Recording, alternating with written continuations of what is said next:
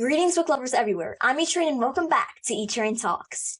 And today, I am so lucky to discuss the amazing read, Secret of the Shadow Beast and all things books with the amazing, fantastical, just downright incredible author of 3 middle grade books, which I absolutely love. And she's also located in Maine, an advocate for reading, and she is my writing hero. All authors are my writing heroes. I'm super excited to be here with the New York Times bestselling author and New York Times Editor's Choice author of The Mad Wolf's Daughter, The Hunt for the Mad Wolf's Daughter, and Secret of the Shadow Beast. You know her, you love her, and her books, Diane Magras. Thank you so much for joining me today, Diane. It's an honor to talk with you. Oh gosh, thank you so much, E-Train. What a fabulous intro. I am deeply honored to be here too. Thank you. And I'm sure everybody listening wants to know a little bit about your writing in general. What can we expect when we read your books, and what can we look forward to? Well, you can expect fast-paced action. That seems to be something that's very much my brand. Fully fleshed out characters. That's something that I love to write too. So I have a combination of action, kids with weaponry, but also a lot of heart. I think you'll find all of that in my work. And then a little touch of humor. I try to add some, I really hope there are some laugh out loud moments in all of my books. But the fast-paced action and the cliffhanger chapter endings are probably the biggest thing people can expect. And imaginative work. I hope my books feel like friends and feel like good escapes and keep people thinking when they read them. They certainly are. And I have to say that chapter cliffhangers are a lot nicer than end of book cliffhangers. Because, hey, we can just go to the next chapter and we'll find out what happens next. And action, fast-paced kind of books, they're the best for both avid readers and reluctant readers. So I know everybody watching who's read your books or is just learning about them is extremely grateful for your contributions to all readers. And that leads me to my next question. That was my horrible attempt at a drum roll. So Secret of the Shadow Beast is a book that keeps the reader on the edge of their seat. Like, I almost fell off. It was so entertaining. I wanted to know what happened next. And it's also filled with epic battle scenes, family and friendship, humor, and tons of adventures. So I read that your writing space is directly in front of a window that looks out upon nature. How does your writing space help inspire such epic battles, fight scenes, also just friendship and loving characters? I would love to say that it's the nature I see, it's the squirrels and the wild turkeys and the deer, but really it's the fact that they don't bother me, and it's very quiet and it's very peaceful. And I sometimes glance out at that, but usually I'm just focused on my computer, and I have a state of kind of hypnosis where I'm deep in my novel, deep in my characters' worlds. I'm aware of the page, but I'm with them in their brains, seeing what's happening. I mean, it's really funny. Sometimes when I'm writing, I'll write an emotional scene. Like there's some scenes in Secret of the Shadow Beast. There's a chapter end when you probably know the one when Nora learned something about her dad. And as I was writing that, I was just taking a tissue in my I was just feeling her so deeply. So the nature outside my window relaxes me and just kind of keeps out of my way. That's how it inspires me. It just gives me the quiet and the freedom, I think, to write whatever comes to mind. Yeah, that certainly makes a lot of sense. I have a big tree outside, and it's kind of a peaceful neighborhood. And the fact that it's a peaceful neighborhood, that does not inspire my writing. It inspires me to keep writing because it's quiet. So I really understand where you're coming from. And books don't have to be inspired by your surroundings. Sometimes they're inspired by your imagination, because I know that you imagine things and I imagine things, and everybody, all writers and all people, our imaginations aren't just based off where we are. They can take us to magical places and lands where there are ombre, shadow beasts, and swords, and still some futuristic parts that are in our world. And speaking of, where was the inspiration? Like, where did it come from? So, Secret of the Shadow Beast is a lot of medieval kind of sword fights and that kind of stuff, but there's also a lot of futuristic parts. Like, there's video game chat boxes and, well, libraries. They're always the best. So how did you kind of find that balance for kind of, I guess in a sense, some parts of the book, they feel like they're set in the past, but a lot of it is also basically kind of set in the present. Oh, wow. That's a great question. I think my love of medieval worlds, my love of medieval history definitely played into that. You probably noticed that there are a couple of characters who are obsessed with history. That's came directly from me. But I wanted to construct a world that drew upon some traditions that the characters might have had in their society. And so the founder of the whole orders, the McCaskill orders, Sir Colm McCaskill, was a fan of history too, and so constructed them to be like ancient medieval orders. At the same time, Nora notices when she joins little elements of the whole world of her new training environment that they mirror her video game, Warriors of the Frozen Bog. And that's because a lot of video games are based also on some medieval constructs. So that's one way that I combine the high tech and the historical. It's the video game. And so many aspects of her world, like she's like a video game character in real life doing that work, defeating the shadow beast, the Umbrai, and using her massive axe, which in one scene she says looks exactly like the axe in her video game. That was something I was conscious of when I was writing, and really had a lot of fun doing. So I think astute readers who play a lot of RPGs will notice little elements in the fiction itself, not just the chat boxes, that will feel a bit like they're gaming. Well, I don't necessarily play RPGs. I'm not really allowed to. I've got to say, Mom, I told you video games were good because I love video games, and seeing them portrayed in middle grade just makes me smile because it's not necessarily a video game book. The book is kind of a video game in a sense, but it's not just about a controller in your hands.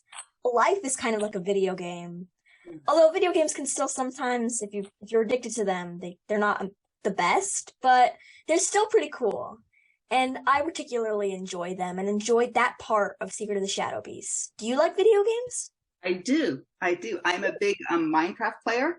Me My son, too. my son, I thought, isn't Minecraft fantastic? My Yeah. son got me into Minecraft, and he is an amazing architect in Minecraft, an amazing builder. And I mean, we're working on, oh, I don't want to take up this interview telling you about what we're building, but we're building the best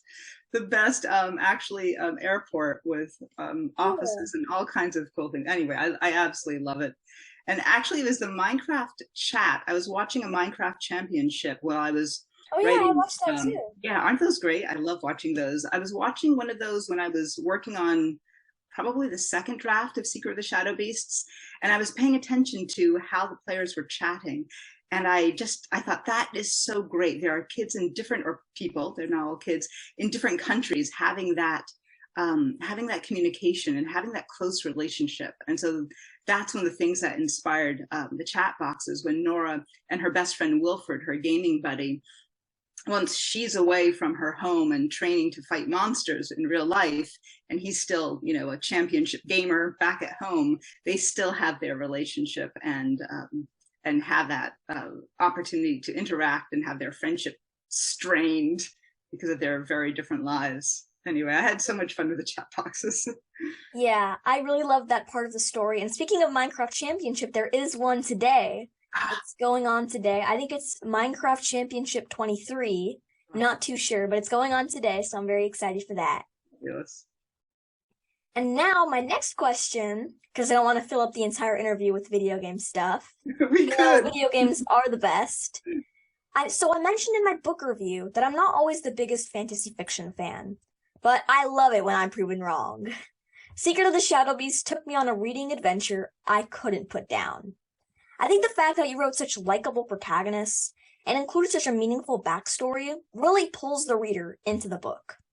I could really relate to everybody, from Nora to Wilford to the ombre themselves. Yeah. So I also just really, really relate to Nora because, like her, I recently started a new school and had to find ways to fit in and make new friends. But it's not just the personal relationships I enjoyed.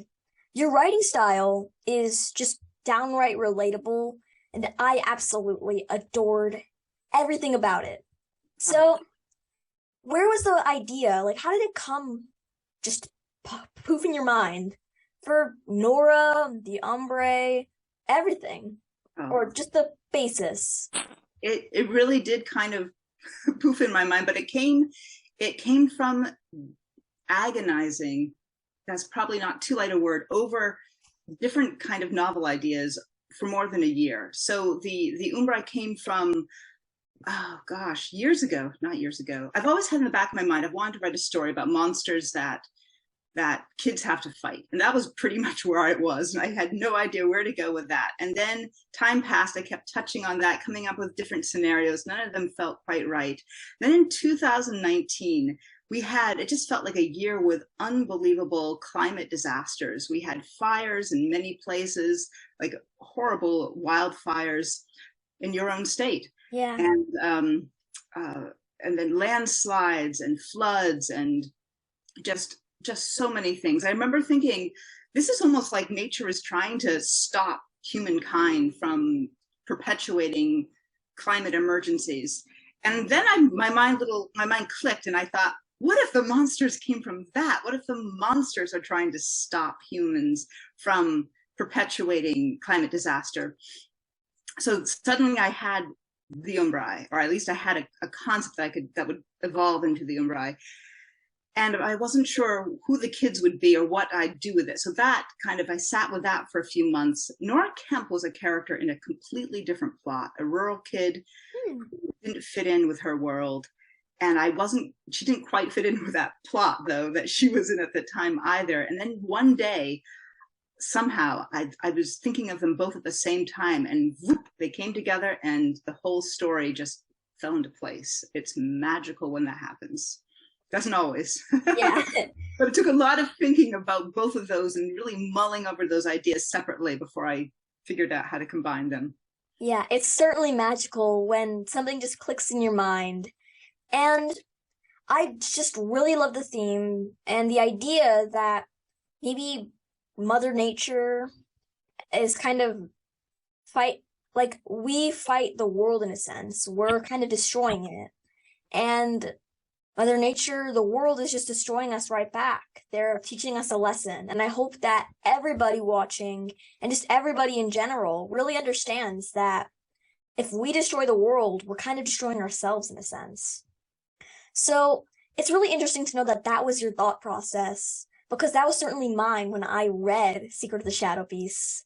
So, and I just always love climate change books about environmental justice. In fact, I'm featuring Secret of the Shadow Beasts on my first segment on TV for my book review segment.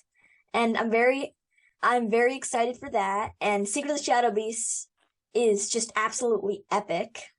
It deserves to be shared all over. And my next question is, so it's about your research. When researching information for our talk, I read that you enjoy studying cultures whose stories aren't often told. Do you try to shine a light on obscure rituals and people in your writing? And if so, would you share an example or two about maybe a culture that you shined a light on in your books? I try in my own writing to focus on cultures that I'm really intimately familiar with. So ones that I have some really deep personal connection with. And so they tend to be more European cultures. With those, I try to focus on voices that aren't often heard. So in my first two books, I switched the traditional medieval narrative and I told it from a girl's perspective. And I have a lot of female empowerment messages in those books. In Secret of the Shadow Beasts, I tried to have a very diverse cast in many senses of that word to depict, our world. We live in a diverse global world. So I try to depict that in the book as well. But one thing I also try to do to kind of feed my interest in other cultures different from my own, is share books by other authors. I'm just going to hold up a few here. These are some books I love dearly, and this is Yusuf Azim is Not a Hero by Sadia Faruqi. It is a fantastic story of a Muslim American boy dealing with the history of 9/11 from a Muslim American perspective. An incredible book from a perspective that I couldn't write in a million years, but Sadia lived through that. So this is really based on, you know, her experience. David A. Robertson's The Barren Grounds. This is such a fabulous fantasy. If you like the Chronicles of Narnia, this is an Indigenous person's version of the Chronicles of Narnia in a way, with a lot of really, really powerful messages about what it means to be in a place that's invaded, violently invaded, and how to be part of a community that protects itself and nature. I mean, this is such a good book, and it's a whole series. And then A Wish in the Dark is by Christina Sunvat. Oh my goodness, I'm gonna say her name correctly. Suntornvat. There, Suntornvat. She tells you how to say it on her website, so good. That's a help. This is a Thai-inspired fantasy, and she describes it as kind of Les Miserables from a Thai version of that, and it's full of adventure and just beautiful images. There's so much in this, but I'll just say it involves a girl who has law enforcement issues and a boy who has other law enforcement issues of the opposite kind, and really deciding who is your enemy and who is your friend. Such a good book. So that's how I try to share books by people who are writing about cultures that I'm not familiar with, to kind of uplift those voices, because I think it's really important for people to read beyond their own immediate experiences. Definitely. People to see books that they relate to. So if I have listeners who are from one of those ethnicities or cultures, to see there are people writing their stories out there, I think that's really, really important too. Yeah, so many books really portray the term windows and mirrors. Exactly. Yeah. That was the word that immediately came to mind when you were talking about all of your recommendations, and my to be read list gets ever larger. Every interview I take part in, or with every author I interview, I really need to read Christina's books. I have The Last Mapmaker on nearly the top of my book stack. So I'm excited to check out Christina's writing. It's very notable, and it's not just award-winning, but it's also meaningful. So I'm really thrilled that I have the opportunity to dive into Christina's book. And it's so great that you're shining a light on cultures that aren't often talked about, and they're not talked about nearly enough in middle grade and YA, children's books, just all children's books. So on behalf of everybody, while I can't speak for everybody, I do want to say thank you. And I think we all agree that what you do for the writing community is so appreciated. Oh, thank you. And my next question is, so like me, you've been an avid reader from a young age, and I'm sure everybody listening is curious to know how you developed a love of reading from a young age. And do you have an idea of how and why you started reading so young? Just can you share like a brief summary about your reading and eventually writing journey, and just a brief summary? Sure. Well, I owe it to my parents, especially my mom. My mom was a second grade teacher and believed strongly in reading aloud. And so when my brothers and I were little, she read to us constantly every day. So I was a younger sibling, and so I was always there, like in her arms as she was reading to my older brother. So I developed, when I was an infant, before I could even understand what she was reading, I developed such a love of stories and reading from that age. And so and my parents, both of them, my dad read to me at night. This is a story I often tell, and he loves to remember this too. So he used to read, when I was around 6 or 7, he tried to read The Hobbit to me by J.R. Tolkien. And It is a wonderful story, perhaps not the most appropriate thing to read to a 6 or 7-year-old. It petrified me because it's a scary story with the orcs and with Gollum and all of that. Well, Gollum was the character that really scared me the most. And so I stopped the story when I got to the point of being too scared, and I told him that actually the story was about Gollum, not about Bilbo Baggins. And I completely retold the story, and he had to sit there and listen to me tell him what actually happened in this book. And so that's an example of how I started telling stories, I think, like that moment, because he remembers being frustrated with my interrupting his reading, but also delighted in my creativity. And it's wonderful because both of my parents fostered my creativity. They provided me with the books. My dad actually got me a personal computer when I was a teenager, and I was borrowing his computer to write. And they just have always supported my writing and my reading. That's a lovely story. And I think that the mark of a great author, a great writer in general, is that they retell stories, their minds kind of twist stories differently than a lot of other people. So if I was your brother when you were 6 or 7, I would have thought, whoa, Diane, you're going to be an author. And now you are. So is that always your dream, to be an author? It definitely is. It definitely has been, and it still is. And it's actually funny because that older brother who sat there listening to stories with me, he is a 6th grade teacher. Wow. And I've actually spoken to his classroom, and it's just a really cool moment of together being this family that cares about books, once again, as adults. Best kind. Yeah. So now it's kind of a follow-up to the last question. So why do you think some kids really love reading from a young age, but others, they don't really appreciate books, or they just don't really like it at all? I think for kids who love reading, they've probably not all kids have access to books. And I know kids who have grown up without a lot of family access to books who still love reading. So I think some kids just have a desire to read stories and to tell stories, in their blood. But I think other kids do have it in their blood, but they don't know it. They may not be confident readers, and they may not have found a book that really speaks to them. I know some authors who grew up drawing comics and became authors later. I think there are so many types of storytelling, and kids may not realize that they are actual storytellers and they're actually authors, even if they're telling stories through a comic strip or Minecraft, building, creating. I know a lot of kids who create video game premises, and those are definitely stories.